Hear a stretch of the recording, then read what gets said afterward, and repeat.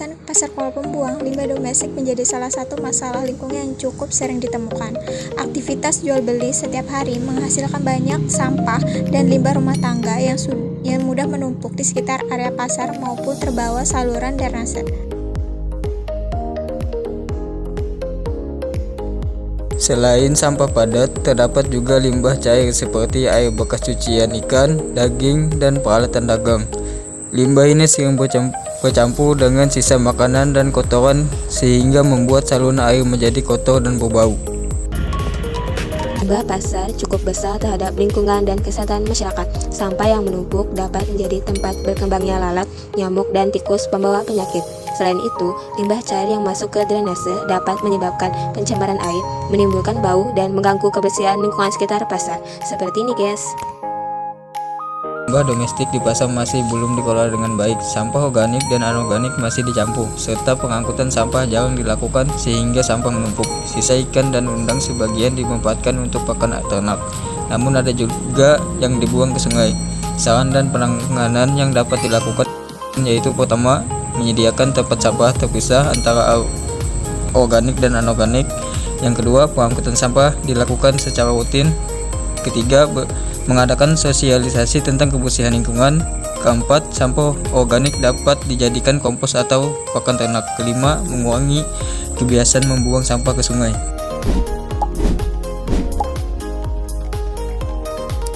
Sekarang berada di Jalan Letjen S. Parman, tepatnya di UD Sejahtera milik Bapak Afiansyah. Serbuk gergaji yang menumpuk dapat mencemari lingkungan apabila tidak dikelola dengan baik. Saat cuaca kering, serbuk kayu mudah berterbangan sehingga mengganggu kebersihan lingkungan dan dapat menyebabkan gangguan pernapasan. Selain itu, tumpukan limbah kayu juga membuat area sekitar industri terlihat kotor dan kurang nyaman. Limbah kayu yang dibuang sembarangan dapat menyumbat saluran air serta selokan, terutama saat musim hujan. Akibatnya, aliran air dapat terganggu dan lingkungan sekitar menjadi becek serta kotor. Tumpukan potongan kayu ini dapat menjadi tempat berkembang biaknya serangga jika tidak segera dibersihkan.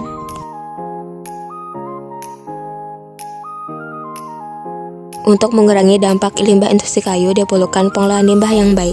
Serbuk gergaji dapat dimanfaatkan kembali. Selain itu, area industri perlu dibersihkan secara rutin agar limbah tidak menumpuk. Dengan pengolahan limbah yang baik, lingkungan sekitar industri dapat tetap bersih dan nyaman. Limbah tersebut berasal dari proses potongan penghalusan dan pembentukan kayu menjadi sebagai produk serbuk gergaji menjadi limbah yang paling banyak ditemukan. Area hampir semua proses pengolahan kayu menghasilkan sisa serbuk halus. Kayu sebagian besar sudah dimanfaatkan dengan baik seperti untuk bahan bakar bata dan bahan pembuatan lemari. Saran penanganan limbah industri kayu: yang pertama, pemanfaatan limbah kayu terus ditingkatkan. Yang kedua, serbuk kayu dapat dijadikan briket atau pupuk kompos. Yang ketiga, limbah dipisahkan sesuai jenisnya agar mudah dimanfaatkan kembali. Yang keempat, menghindari pembakaran sembarangan. Usaha pengolahan kelapa merupakan salah satu usaha yang cukup berkembang di daerah Kuala Pembuang dan memiliki manfaat bagi masyarakat sekitar. Kelapa dapat diolah menjadi berbagai produk yang bernilai ekonomi dan membantu memenuhi kebutuhan masyarakat. Dari proses pengolahan kelapa tersebut dihasilkan beberapa jenis limbah seperti sabut kelapa, tempurung kelapa, air kelapa, dan ampas kelapa. Limbah tersebut berasal dari proses pengupasan, pemarutan, hingga pengolahan isi kelapa.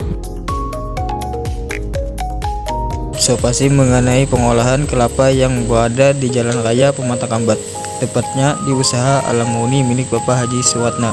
Kegiatan observasi ini dilakukan untuk mengetahui proses pengolahan kelapa serta jenis limbah yang dihasilkan dari kegiatan tersebut. Selain itu, kami juga ingin mengetahui bagaimana limbah kelapa dikelola agar tidak mencemari lingkungan sekitar.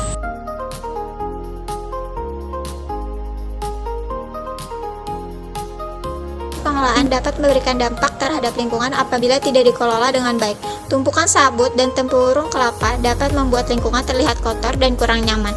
Oleh karena itu, diperlukan pengolahan limbah yang baik agar lingkungan tetap bersih dan limbah masih dapat dimanfaatkan kembali.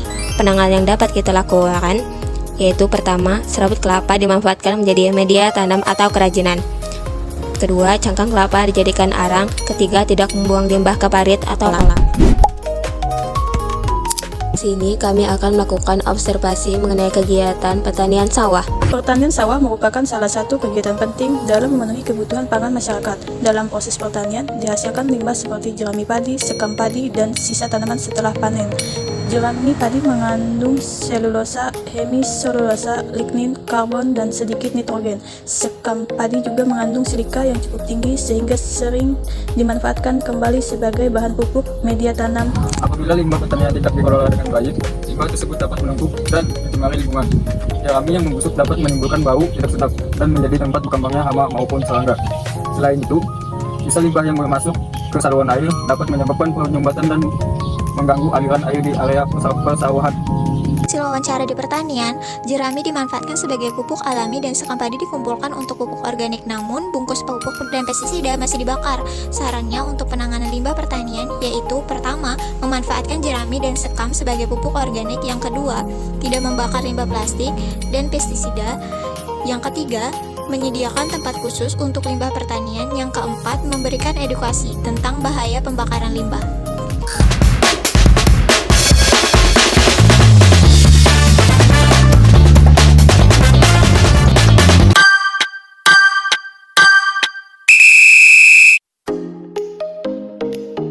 Pertama yang saya bawakan bersumber dari portal berita Huma Betang dan laporan verifikasi lapangan di Metayanet. Kasus ini mengenai keluhan masyarakat atas bau busuk menyengat yang mengganggu kualitas lingkungan sekitar akibat operasional pabrik kelapa sawit PT Permata Timur Lestari di RT 006 Desa Bangkal. Berdasarkan verifikasi resmi tim DLH Seruyan, terbukti terjadinya pencemaran pada media udara ambien berupa kebauan yang menusuk hidung. Dampaknya, hak masyarakat untuk menghirup oksigen bersih terganggu, memicu rasa mual, pusing kepala, serta ketidaknyamanan total bagi pemukiman warga sekitar. Saran dan solusi konkret dari kasus ini, pihak manajemen PT Permata Timur Lestari wajib segera membenahi sistem kolam penampungan limbahnya agar gas hidrogen sulfida tidak menguap bebas ke pemukiman. DLHK Seruyan juga harus melakukan pengawasan berkala secara ketat agar industri mematuhi standar baku mutu udara ambien demi kenyamanan masyarakat sekitar. Kedua, mengenai ancaman kebakaran hutan dan lahan atau karhutla yang mulai mengepung kawasan pemukiman penduduk di dalam kota Kuala Pembuang. Kasus ini diambil dari rilis resmi media Wajah Borneo, di mana Dinas Pemadam Kebakaran dan Penyelamat DPKB Kabupaten Seruyan harus bergerak cepat menerjunkan regu pos damkar untuk memadamkan amukan api yang membakar lahan kering di kawasan Jalan Budi Utomo, Kelurahan Kuala Pembuang 2, Kecamatan Seruyan Hilir. Proses polusi terjadi karena karakteristik lahan gambut semak belukar yang sangat kering di musim panas sehingga mudah tersulut api. Dampak nyatanya, kebakaran ini menghasilkan kepulan asap pekat beracun yang mereduksi jarak pandang pengendara jalan, mengotori kualitas udara permukiman, membuat mata perih, serta membahayakan keselamatan rumah warga di sekitarnya. Saran dan solusi terbaik untuk penanganan ini adalah penguatan mitigasi dini oleh DPKP Seruyan dan masyarakat sekitar. Perlu digencarkan pembuatan sekat kanal pada lahan gambut agar tetap tanah basah, serta melarang keras masyarakat membuka pekarangan dengan metode membakar. Kesadaran warga untuk melapor cepat saat melihat kepulan api kecil juga menjadi kunci utama. Ketiga jenis pencemaran udara yang tidak kasat mata namun sangat mengganggu kenyamanan yaitu polusi udara dalam bentuk kebisingan suara di jalan raya.